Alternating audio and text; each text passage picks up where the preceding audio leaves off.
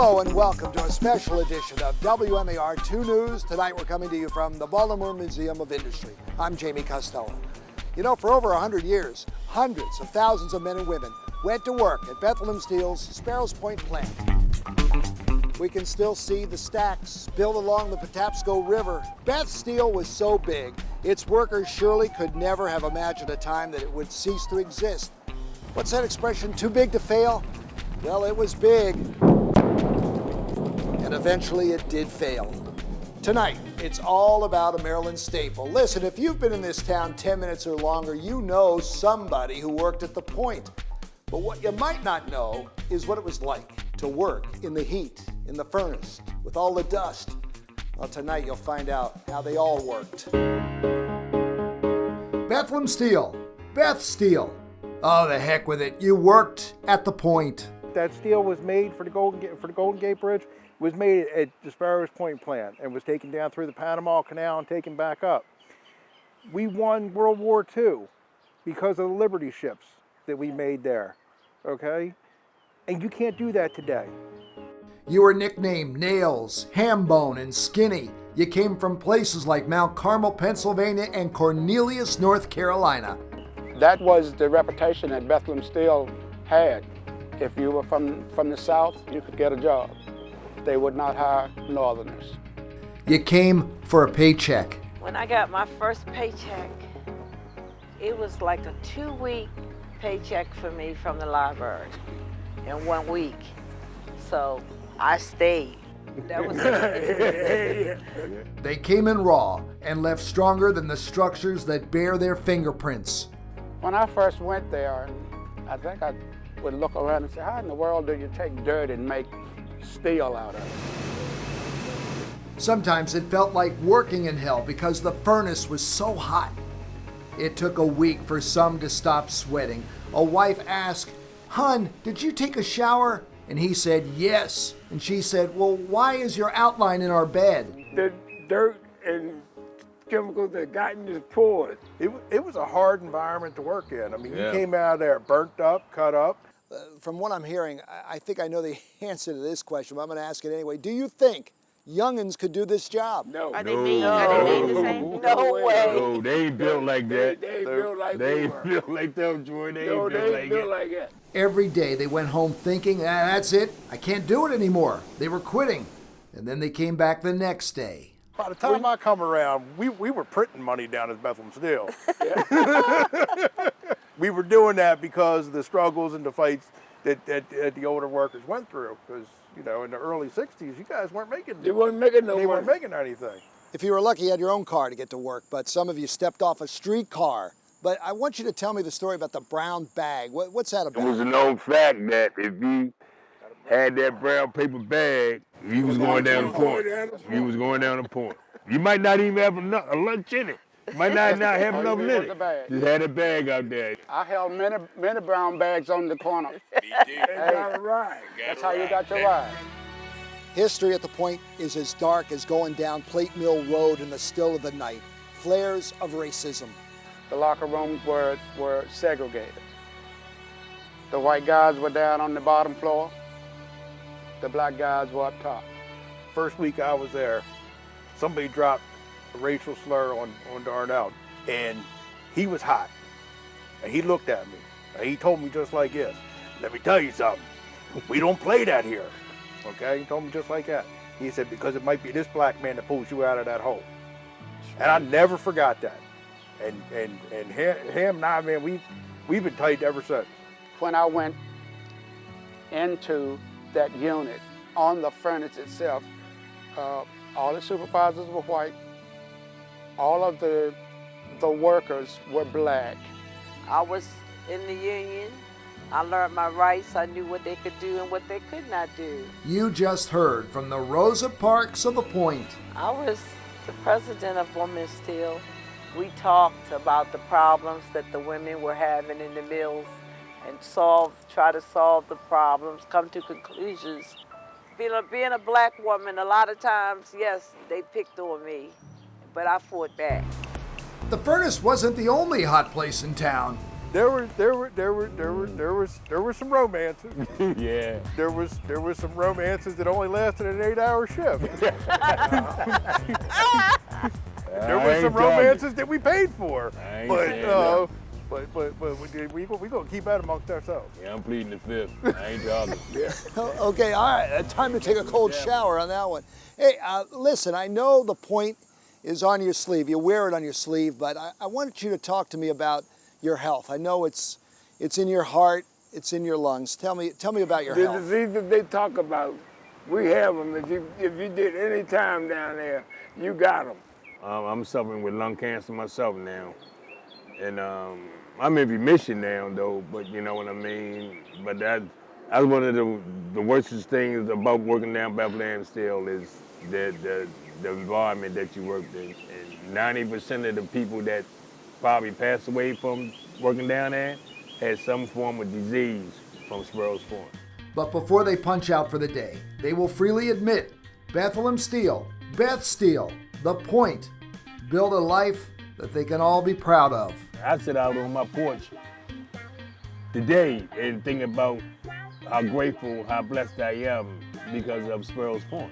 My children went to better schools, education-wise.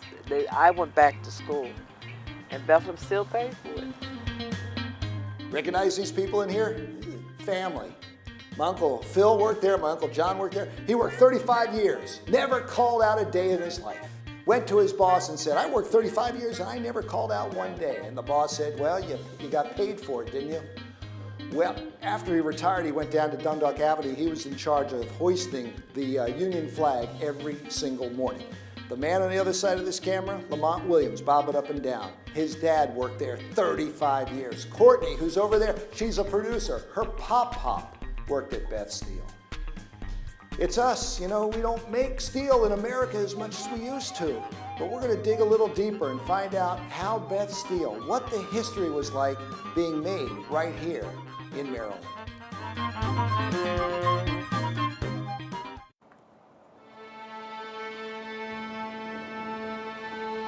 There's nothing left of the hulking structures which once spread out over 150 acres on the Sparrows Point Peninsula. Only memories remain now. The site of this once great American company has been taken over by developers and new giants of industry in what's now called Trade Point Atlantic. The thing that I mostly feel is astonishment that world, all those mill buildings are just gone as if they had never been.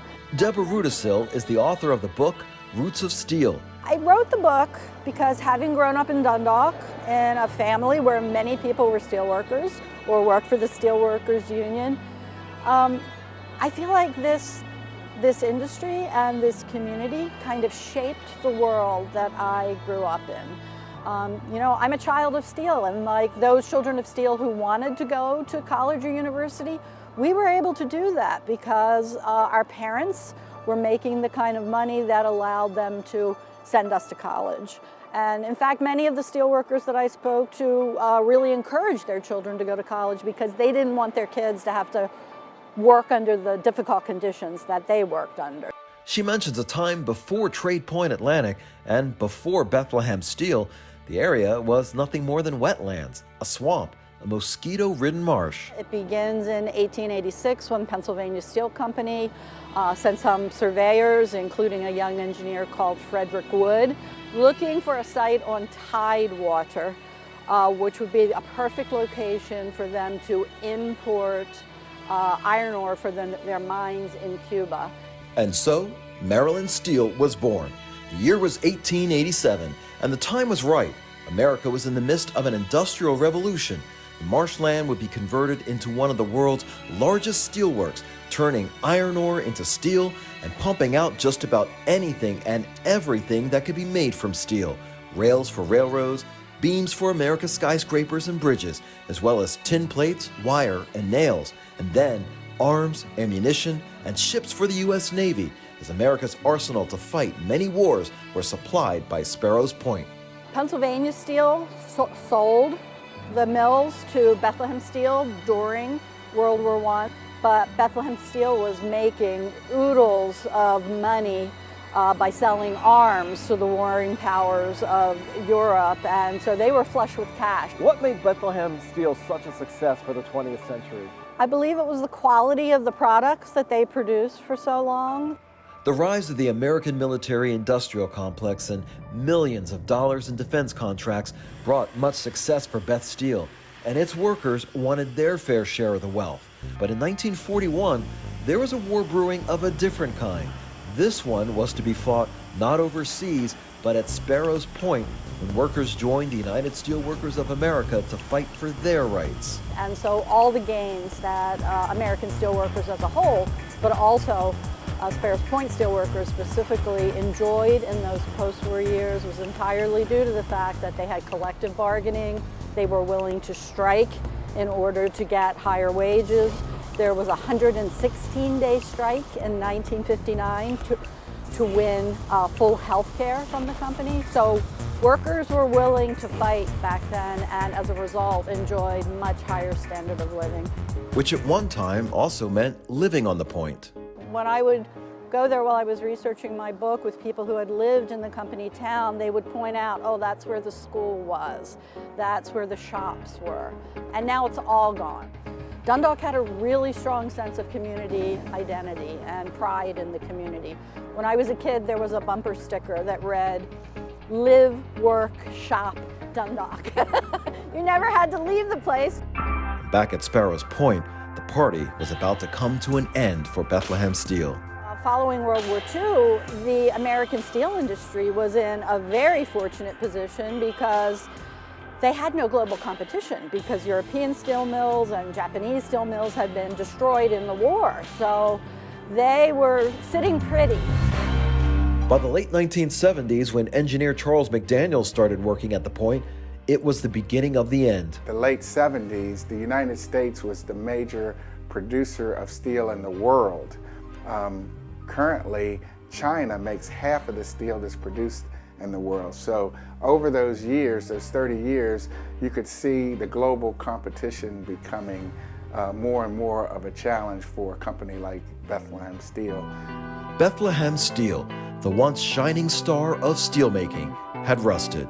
The great American success story was turning into more of a Greek tragedy and a lesson in how not to run a business. I think a kind of complacency set in, not only amongst management, but amongst workers and the union. You know, we've been on top for so long. We're good.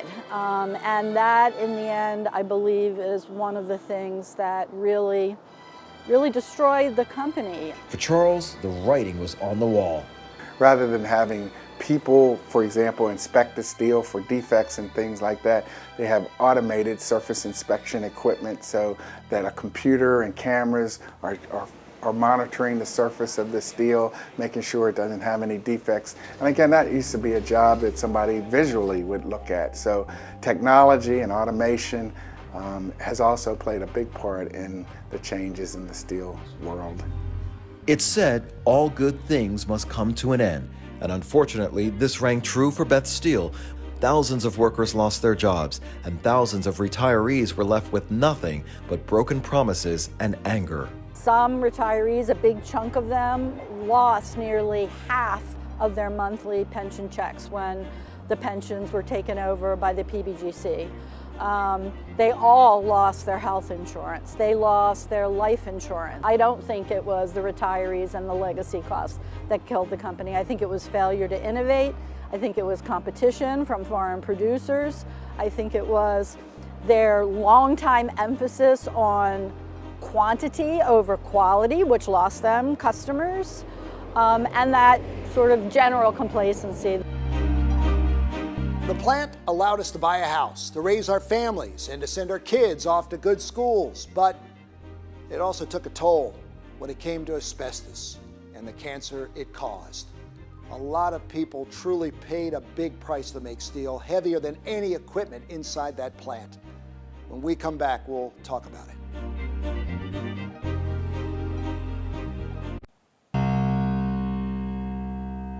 This memorial honors more than 100 steel workers who died in industrial accidents at Sparrows Point Steel Mill.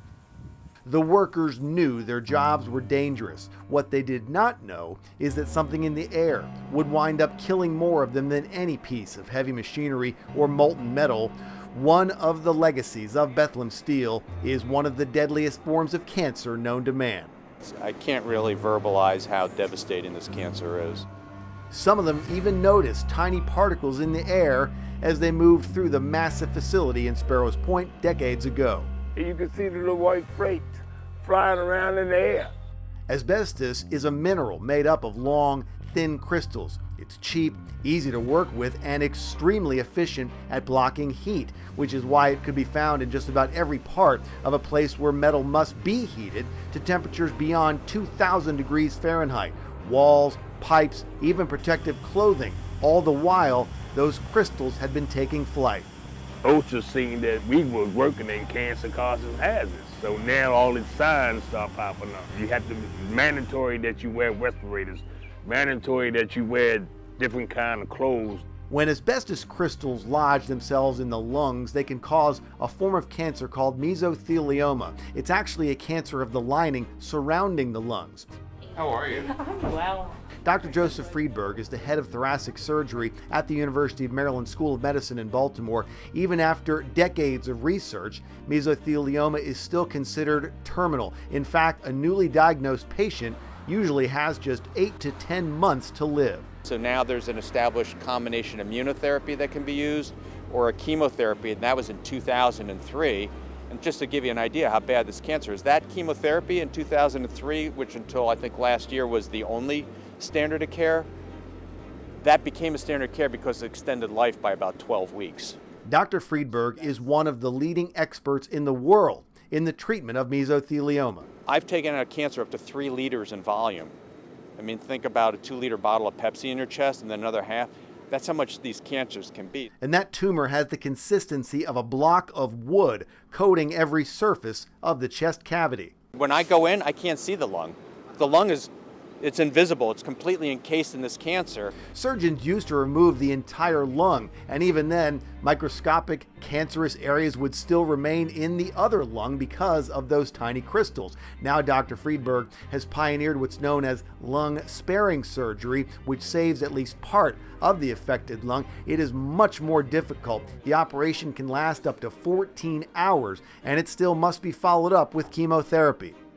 And there have been successes. Dr. Friedberg told us about a patient who's now survived 9 years after the initial mesothelioma diagnosis. Harry Luke of Santa Maud, Louisiana, is a retired welder. Years ago, he worked at a chemical plant where the pipes were wrapped with asbestos. And I went to an oncologist and everything, and they gave me 6 to 8 months to live. Here I am 9 years later, 9.5 years really, since I was diagnosed. And I'm doing fine. I'm just lucky to be here. Between Dr. Friedberg and God, I'm still here. I got a great granddaughter now that I would have never saw. She's 8 months old, and I'm very close to her, you know. Mesothelioma does remain rare. There's only about 3,000 cases per year in the United States, but that number is increasing because the cancer usually takes decades to develop, and it's usually in people who worked decades ago in industries like auto repair, shipbuilding, and steel. They didn't know that they were risking their lives doing this. Nobody was going to make steel saying there's a good chance this could kill you if you inhale this. So people just didn't know. And when the workers did find out, mesothelioma, it can rob you and your loved ones of everything. Thousands of them filed lawsuits alleging that working near asbestos led to mesothelioma or other health problems. Payouts over the past several decades in those mesothelioma settlements have totaled more than $1 billion, with even more lawsuits still pending. The Bethlehem Steel retirees who spoke with WMAR-2 News have learned to appreciate every breath they take and to take any shortness of breath seriously. They're left with the lifelong health problems and a hope that mesothelioma will not be among them. They are not left with regrets. I knew that I was exposed to asbestos. I knew that that was going to shorten my time, but that was putting food on my table, it was putting a roof over my children's head, And it was the idea that I was going to be able to give my children a better life. Don't go anywhere. We'll be right back.